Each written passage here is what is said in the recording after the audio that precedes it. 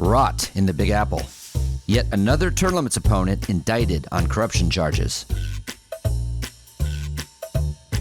Hi, I'm Philip Blumel. Welcome to No Uncertain Terms, the official podcast of the term limits movement. This is episode number 248, published on October 7th, 2024. Your sanctuary from partisan politics. Of course, I am referring to New York City Mayor Eric Adams. Mayor Adams has been indicted on 5 counts of conspiracy, wire fraud, and bribery charges. Prosecutors allege Adams has a 10-year history of corruption, starting when he was an elected official in Brooklyn and continuing after he was elected mayor. Specifically, prosecutors say Adams accepted airline flights worth $100,000, free stays in opulent hotel suites and expensive meals, as well as campaign contributions from straw donors, some of which helped him qualify for more than $10 million in matching public campaign funds. The gifts came from Turkish officials, and U.S. attorneys allege, quote, this was a multi-year scheme to buy favor from a single New York City official on the rise, close quote. Naturally, I don't have any special information regarding Mayor Adams that the prosecutors haven't shared with the media. I didn't see this coming. But we at Term Limits weren't surprised either. In fact, Mayor Adams had already triggered our suspicions at U.S. Term Limits during his 2021 mayoral campaign. During that campaign, Mayor Adams was the only major candidate who had refused to pledge to protect the existing 8-year term limit for New York City mayor and city council. The pledge read, quote, I pledge as mayor to veto any legislation to repeal or lengthen the 8-year term limits to which elected officials in New York City are subject, close quote. Well, Adams' rivals in the Democratic primary, that was Maya Wiley, Catherine Garcia, Andrew Yang, Sean Donovan, and Raymond McGuire, all signed this pledge. According to polling at the time, 77% of voters said it was important to them that the next mayor of New York City protect and defend the city's 8-year term limits law. Okay, there's history here. In 2008, the City Council of New York, not the voters, of course, on the advice of then Mayor Michael Bloomberg, weakened term limits from 8 to 12 years for the purpose of allowing Mayor Bloomberg and the council members to seek a third term. This blatantly self-interested move triggered a backlash, and city voters restored the 8-year limit by a landslide margin in 2010. Now let's take a step back. New Yorkers have a long history of backing term limits referenda. In a 1993 initiative led by philanthropist Ronald Lauder, voters established 8-year term limits in an 18-point landslide. Then, in 1996, voters rejected a measure which would have weakened the limit to 12 years. And then in 2010, voters restored the 8-year term limit that the Bloomberg Council had repealed. And in 2018, voters resoundingly adopted an 8-year term limit for members of community boards. With this history as context, Mayor Adams consciously bucked voters on an issue in which the prime beneficiary was Mayor Adams himself.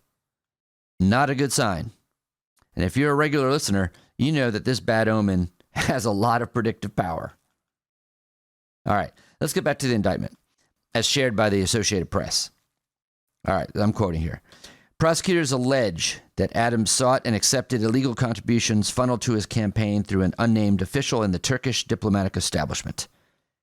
The official arranged for Adams and his companions to receive free or discounted travel on Turkey's national airline to destinations including France, China, Sri Lanka, India, Hungary, and Turkey. Additionally, Adams sought contributions from foreign officials who are banned by law from donating to U.S. political candidates, then, quote, compounded his gains, close quote, by gaming the city's matching funds program, which provides a generous match for small dollar donations, prosecutors alleged. In total, his campaign received more than $10 million in matching public funds, which are only supposed to be available to candidates who play by the rules, according to the indictment. In September 2021, a Turkish official told Adams it was time to repay him for the contributions and benefits by pressuring the fire department to facilitate the opening of a consulate without a fire inspection in time for a visit by Turkey's president, according to prosecutors. That request would have been a few months before Adams took office, but after it was clear that he had become mayor. Even after a fire department official warned that major defects at the consulate building had left it, quote, unsafe to occupy, close quote, Adams pushed safety officials to allow it to open. Days later, Adams relayed news of the approval to the Turkish official, who called Adams a true friend of Turkey. The indictment states, Adams responded, "You are my brother. I am here to help," according to the indictment. Several months later, the Turkish official messaged an Adams staffer with another request, that the mayor, quote, not make any statement about the Armenian genocide, ahead of an April Remembrance Day, according to the indictment. The staffer confirmed that Adams wouldn't mention it, and he didn't. The Turkish government denies that the 1915 killing of an estimated 1.5 million Armenians qualifies as a genocide. At times, Adams created and instructed others to create fake paper trails in order to falsely suggest he had paid for travel benefits that were actually free, prosecutors allege. He also deleted messages with others involved in his misconduct, at one point assuring a co-conspirator that he always deleted her text messages, according to the indictment. The U.S. attorney said the corruption investigation would continue and additional charges and indictments are expected. All right. Enough of the details from the Associated Press. The punchline is that when faced with the charges, the mayor stated firmly that he intended to stay in office. No surprise there. We already knew the high value placed on staying in office, and now we know a little bit about why. Next.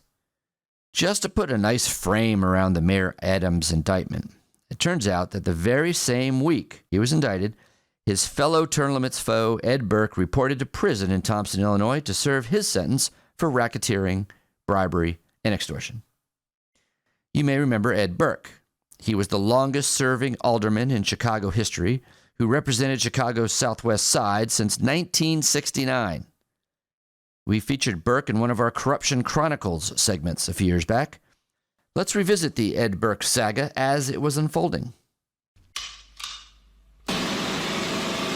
Corruption. On January 2nd, 2019, the FBI lodged a 37-page criminal complaint against Edward Burke, a 50-year incumbent on Chicago City Council. Since 1983, he has chaired the city's powerful finance committee, and during that time, he has apparently also been using his position to shake down individuals and companies for money. For much of 2017, federal agents followed him around and recorded his phone calls and eventually raided his office. The FBI says that Burke insisted that a chain of fast food restaurants, including a Burger King, hire his law firm, Clafter and Burke, to handle their tax affairs in Illinois.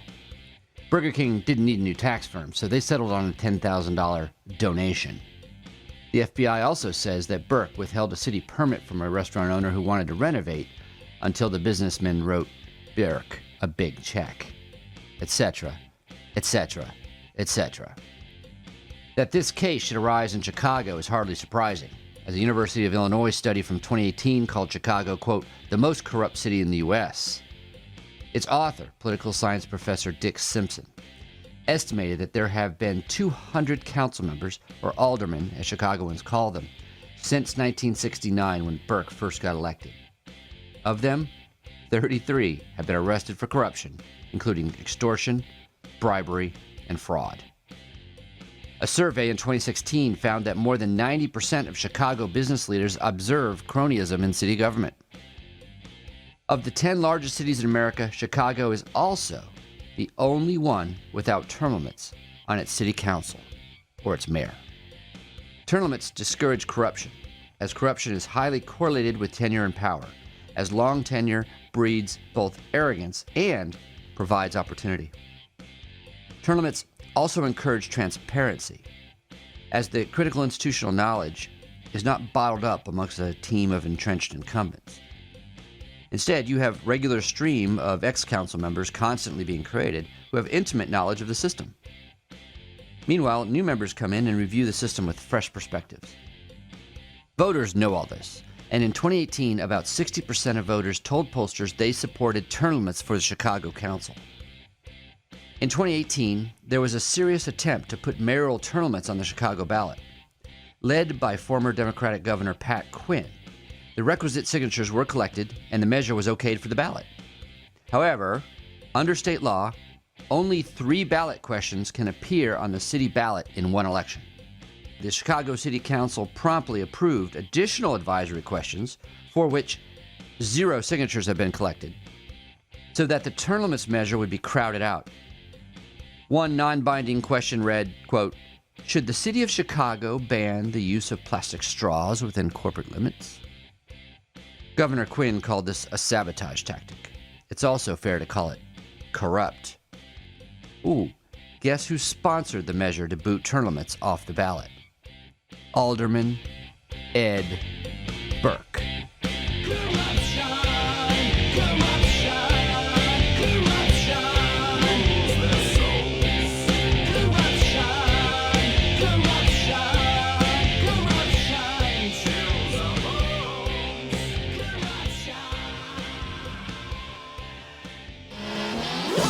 Burke also held on to his seat until the bitter end. He was indicted in 2019 originally, but he didn't resign until 2023, just before his trial began. Okay, going back to the rot in the Big Apple. Wasn't it just 2 months ago that the U.S. Senator from New York, Bob Menendez, another term limits opponent, was convicted on all counts in his corruption trial? Yes, as a matter of fact, it was. His booty came from Egypt instead of Turkey, but the story is mighty similar to Mayor Adams. Next. This year, 2024, has been the best for the term limits movement since the Term Limits Convention project was launched. 2 new states, Tennessee and Louisiana, officially made an application for the Term Limits Convention this year, and the Florida legislature passed it a second time just to clean up some language. So far, 8 states have officially called for an amendment writing convention under Article 5 of the U.S. Constitution, limited to the subject of congressional term limits. If 34 do so, such a convention will be called. An amendment can be proposed for ratification by the states. Now, this year isn't over. The Term Limits Convention has passed the North Carolina House, and the Senate session isn't over. We might still get a vote in the Senate this year. In any case, as Holly Robichaud reports, we are already looking forward to next year's legislative sessions. Here's Holly from the most recent episode of her Breaking News on Term Limits program on YouTube. This just in, a new RMG research poll shows that 88%, that's right, 88% of South Dakotans support congressional term limits. It doesn't get much higher than that. Hi, I'm Holly Robichaud, and this is U.S. Term Limits Breaking News.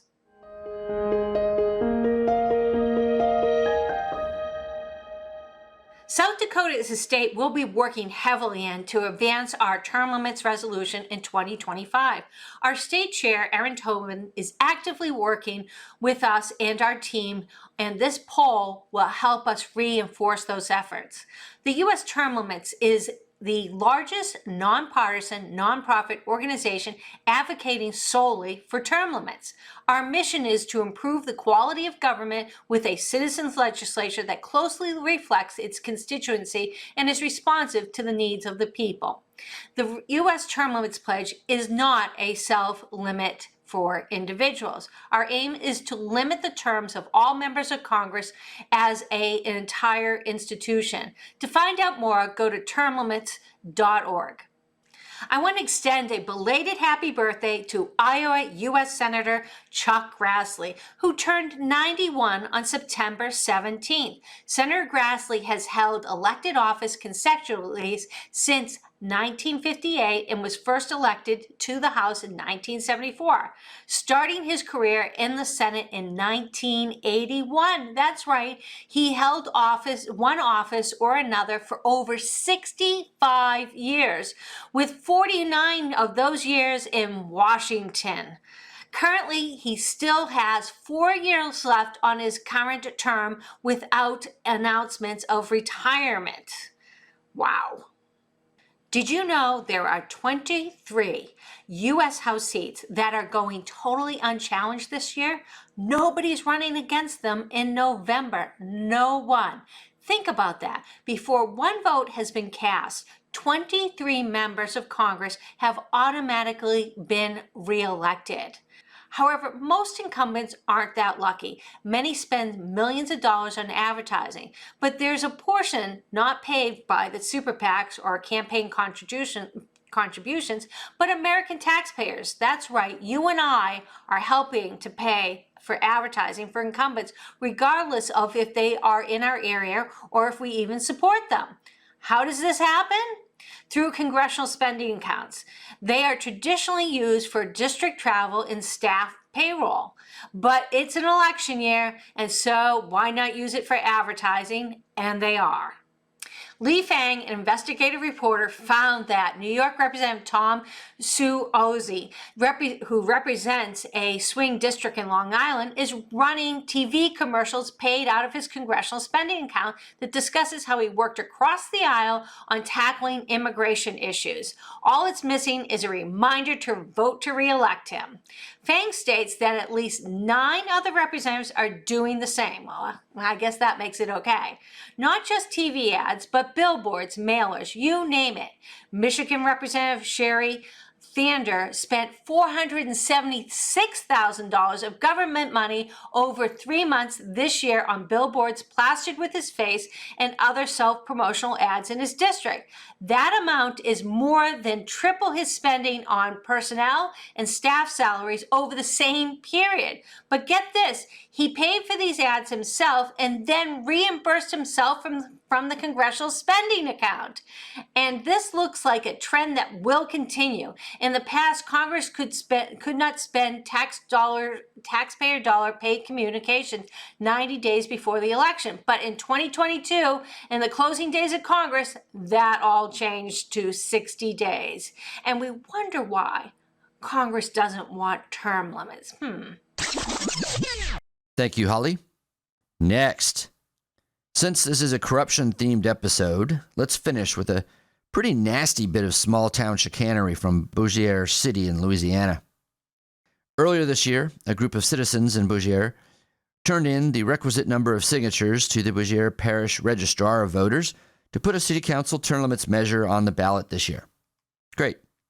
Well, the city council refused to put the question on the ballot. So, naturally, the Bossier Term Limits Coalition went to court. And they won. Clear-cut case. A district judge ordered that the city council must put term limits on the ballot. Well, the city council met last week and, well, they refused to put it on the ballot because they say they intend to appeal the decision. Never mind the cost to the taxpayers of doing this, and never mind the fact that all the petitions were checked and rechecked and qualified as the Bossier Charter requires, and that a Louisiana court ordered the Bossier politicians to comply with the law. Well, geez. Here's how local KSLA News 12 tells the story. And at KSLA, we've been keeping you updated on the Bossier term limits debates. That's right, Ashley. And KSLA's Miracle Garrett spoke with the Bossier Term Limits Coalition to get more information on the latest developments. City Council has just decided not to follow its own city charter. Now, we feel like that has significant implications for the city, because why does a city councilman have the option not to follow its own charter? When they are sworn to do their duties, they swear that they're going to follow the city's charter. On Tuesday, a city council meeting was held at Bossier Municipal Complex to discuss the city's term limits. We have 2 city councilmen who absolutely support the people's effort to get this on the ballot. The mayor supports it also. Mayor Tommy Chandler has been firmly for term limits since he ran for mayor. Judge Parker Self signed a writ of mandamus ordering the city council to place the issue on the December 2024 ballot. However, city council has appealed the writ of mandamus and has asked for an oral hearing rather than having the Second Circuit Court review the facts of the case. They're delaying. They're trying to get another term, and that's what we feel like. We feel like they're basically in violation of the city's law. These councilmen, one has been in for 24 years, one for 28, and one for 32 years. They feel like that it's their right to keep running for the city council, and we feel like the will of the people is otherwise. If the Second Circuit Court agrees with Judge Parker's writ of mandamus and the council denies their right to appeal at the Louisiana Supreme Court, the city council members can be held in contempt of court and arrested. Can you believe these politicians? I can, unfortunately. This is an old and repeating story. It's depressing. Sorry for such a dark episode. But you know what? It's not all dark. There's a silver lining here. The corrupt politicians we discussed today are indicted and or convicted. And in Bossier, my experience tells me the citizens will win. On the issue of term limits, when citizens take a stand, we nearly always do.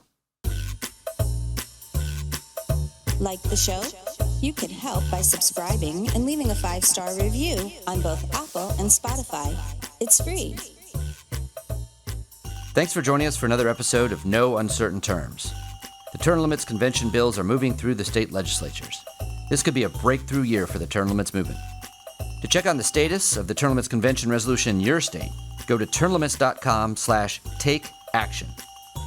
There, you will see if it has been introduced and where it stands in the committee process on its way to the floor vote. If there's action to take, you'll see a Take Action button by your state. Click it.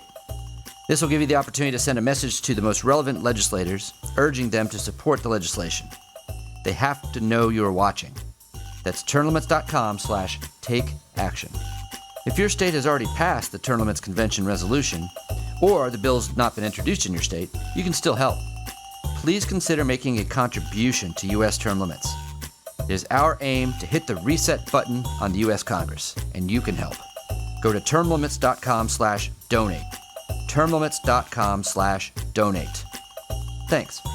We'll be back next week. Find us on most social media at US Term Limits. Like us on Facebook, Twitter, YouTube, Instagram, and now LinkedIn.